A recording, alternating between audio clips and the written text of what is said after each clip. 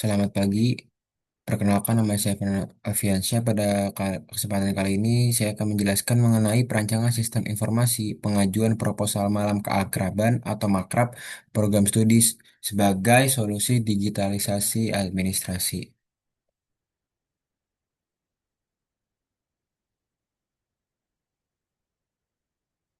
Latar belakang dari pembuatan proyek ini karena proses pengajuan proposal makrab itu masih dilakukan secara manual, seringkali menyebabkan berbagai kendala seperti keterlambatan persetujuan, ketidaksesuaian format, kurangnya transparansi dalam proses evaluasi proposal, serta kesulitan dalam melakukan pelacakan status pengajuan oleh mahasiswa.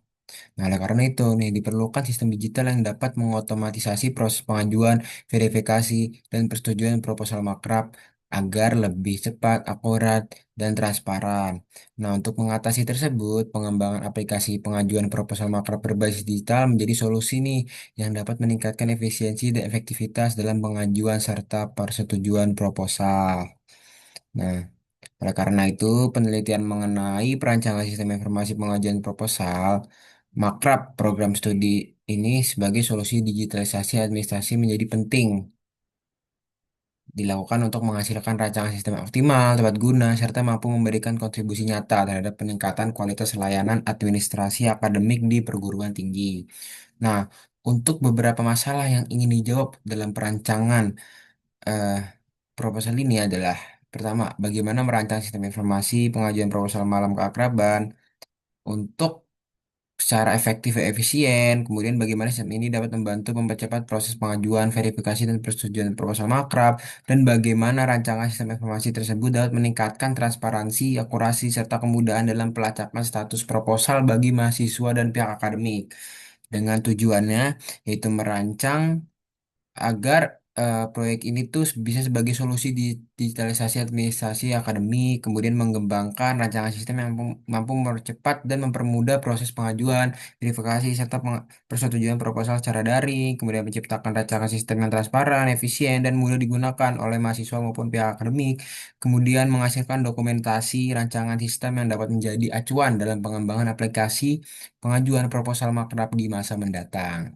Nah, untuk manfaatnya nih, salah satu dari manfaat akademisnya yaitu kita tuh pengen menjadi referensi bagi penelitian selanjutnya yang berkaitan dengan pengembangan sistem informasi pengelolaan kegiatan mahasiswa.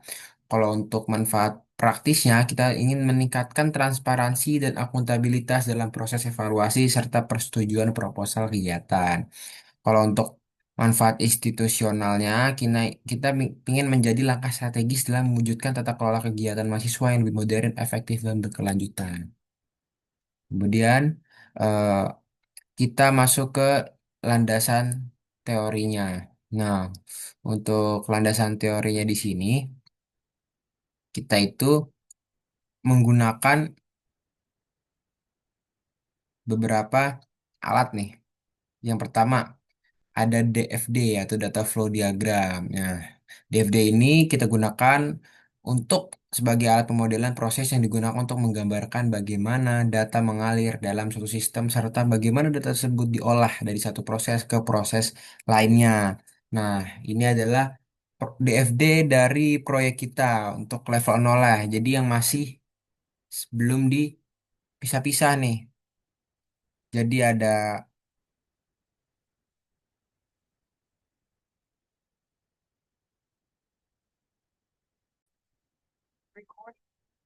Nah, di sini kita ada entitas eksternal. Ada tiga nih. Ada mahasiswa, admin, dan approver. Dan untuk prosesnya di sini kita ada proyek kita yaitu sistem informasi pengajuan makrab proposal dengan beberapa aliran data di sini. Ada yang masuk dan keluar. Nah, kita sudah masuk ke level satunya nih, di mana sudah dipisah-pisah. Di mana yang pertama nih, untuk proses pertama ada proses dari isi form dan upload proposal. Nah, di sini untuk entitas eksternalnya ada pengaju dan data proposal. Pengaju dan untuk data store-nya itu adalah data proposal. Nah, untuk proses 2 untuk prosesnya itu ada review proposal di mana entitasnya itu ada approver dan data store ada data proposal dan log status. Kemudian yang di ketiga untuk proses persetujuan proposal di mana ada approver dan pengaju sebagai entitas eksternal dan data store ada data proposal dan log data. Kemudian di proses 4 yaitu proses pengelolaan sistem di mana entitas eksternal ada admin dan data store-nya adalah data user.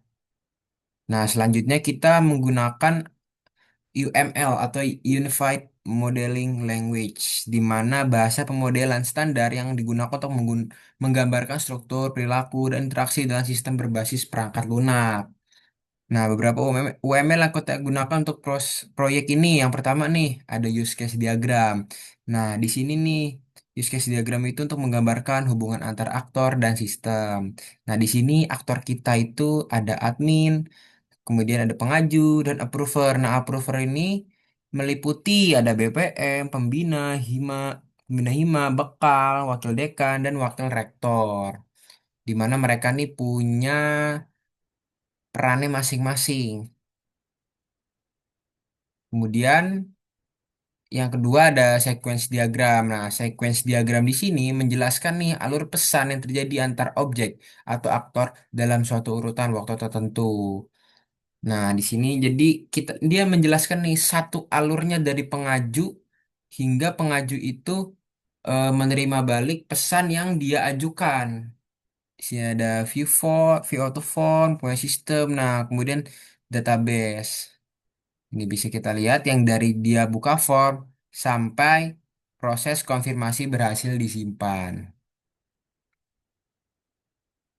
Kemudian kalau di sini diagram sequence ketika si user ini ingin melihat dan memantau proposal, di mana ada sistem dan database sebagai yang melakukan proses nih. Kemudian yang keenam ada sequence diagram ketika approver itu approve proposal. Kemudian di sini sequence diagram ketika kelola tampilan. Jadi admin yang akan mengelola tampilan.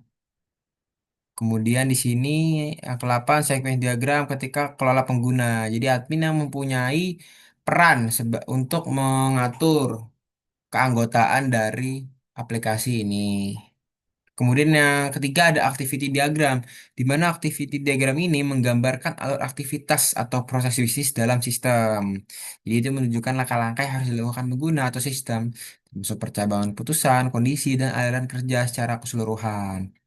Nah, di sini activity diagram submit proposal. Jadi dari pengaju, bagaimana pengaju ini melakukan proses dengan sistem, yang kemudian end di sistem.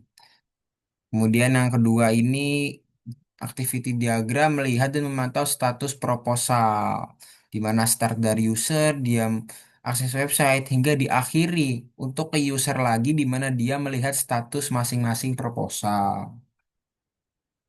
Kemudian selanjutnya activity diagram kelola tampilan. Nah, ini startnya di admin. Dia admin yang mengakses, dia login, kemudian diakhiri dengan sistem itu eh, memperbarui tampilannya. Kemudian activity diagram kelola pengguna yang diawali dari admin, dia mengakses, kemudian melakukan beberapa perubahan yaitu penambahan atau pengurangan anggota yang kemudian sistem akan mengupdate di database. Selanjutnya ada kelas diagram. Apa sih kelas diagram? Yaitu diagram struktural yang menampilkan kelas-kelas dalam sistem, atribut, metode, serta hubungan antar kelas.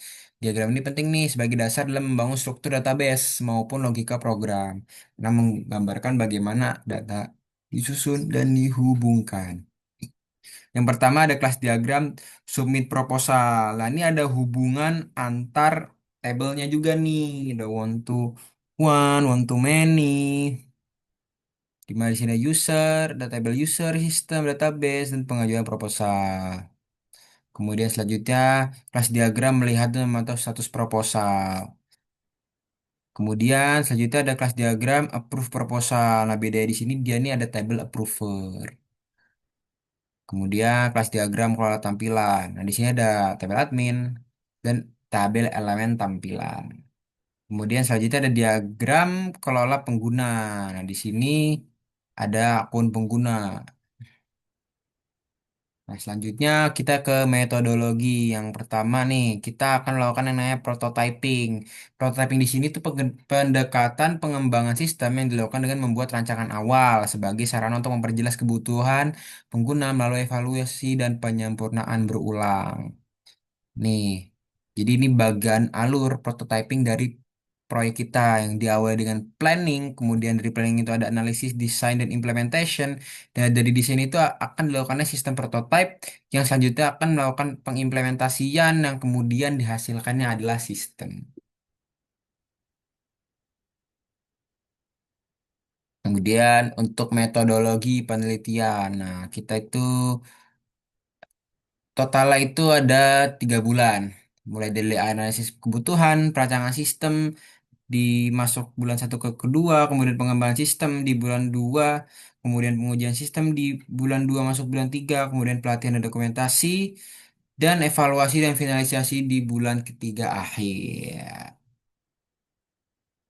Nah, untuk teknik pengumpulan data ya kita melakukan wawancara dengan pengaju dan approver yang terdiri dari BPM, pembina, hima, wakil dekan, bekal, dan wakil rektor.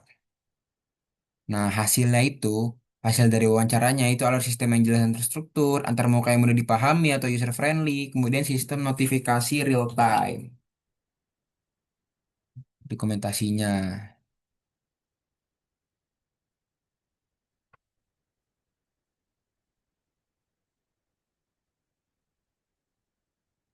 Nah, untuk metodologi yang sebelum kita melakukan prototyping itu kita yang pertama ada pengumpulan kebutuhan, pembuatan rancangan awal atau prototipe sederhana, evaluasi prototipe oleh pengguna, perbaikan prototipe, pengembangan sistem final, hingga pengujian dan implementasi.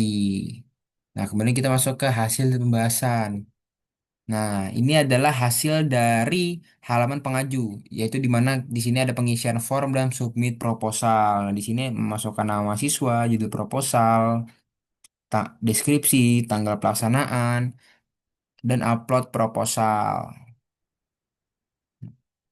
Nanti kita masukin filenya, nanti akan masuk di daftar pengajuan ketika kita melakukan simpan proposal.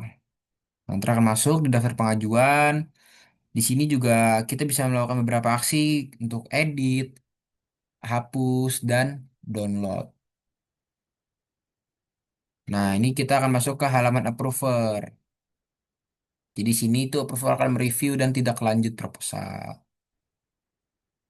Kemudian halaman admin, di mana dia bisa kontrol tampilan user dan alur pengajuan. Nih, dia bisa ngelihat, dia bisa mengubah lah.